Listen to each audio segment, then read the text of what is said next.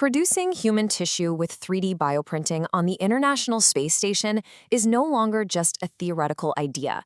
But this does not mean that scientists have printed transplant-ready organs in space. Let's unpack exactly what is happening above our heads in this explainer. We're constantly seeing sensationalized headlines, so we really need to look closely at the terminology and the actual milestones being achieved right now in low Earth orbit. We have to define exactly what these early-stage structures are to, separate the science fiction from the facts. Section 1. The Space Bioprinting Milestone. Okay, so to understand what was actually achieved, let's look at the timeline for mission AX-LM3. Auxilium Biotechnologies sent their AMP-1 orbital bioprinter up to the space station on NASA's SpaceX CRS-34.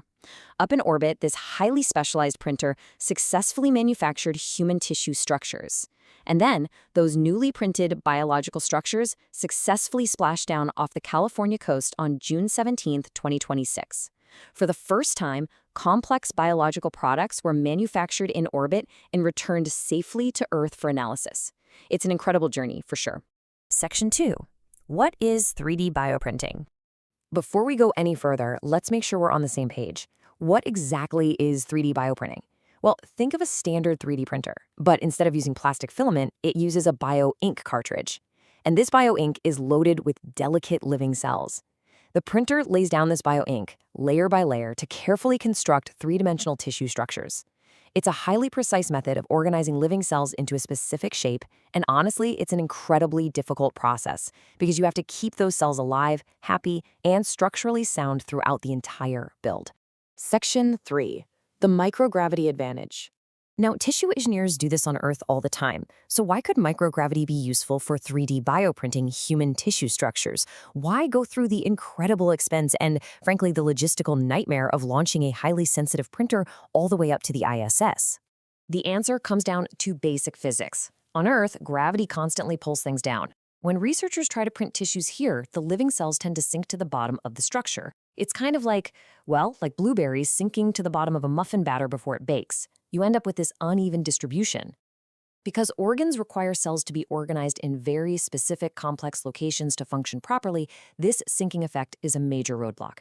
But in the microgravity of space, cells remain suspended exactly where the printer places them, which allows for perfectly uniform cell distribution throughout the three-dimensional structure.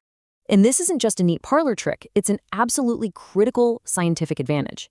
Just look at this quote from Dr. Anthony Atala from the Wake Forest Institute for Regenerative Medicine. His team actually supplied the cells for this mission. He says, "The uniform cell distribution achieved aboard the space station points to real possibilities for manufacturing medical devices and tissues in space." Essentially, microgravity completely solved the blueberry muffin problem. Section 4. Tissue models, not whole organs. Now that we understand the why, let's strictly define the what. What did the AMP-1 platform actually produce? Well, the ISS production yield was incredibly versatile for a single spaceflight. We're talking early-stage liver tissue, kidney tissue, and cartilage tissue. And alongside those biological tissues, the platform also manufactured 28 nerve repair implants. These implants are actually designed to hold drug particles that promote healing. It is a really impressive multi-product haul that proves scalable biomedical manufacturing in orbit is in fact possible. But we absolutely have to address the elephant in the room here. Are these transplant-ready organs? No, they absolutely are not. The crucial point here is understanding the difference. What Auxilium produced are early-stage tissue constructs. Sometimes you'll hear them called organoids. These are essentially small tissue patches or miniature three-dimensional models used for research. They are not fully developed, complex, functional human organs that a surgeon could just transplant into a patient today. We have to be very cautious not to overpromise on clinical applications right now. Section 5. The future of biomanufacturing. So, if they aren't ready for transplants, why does this matter so much? Well, these early-stage constructs hold immense value for the future of medicine.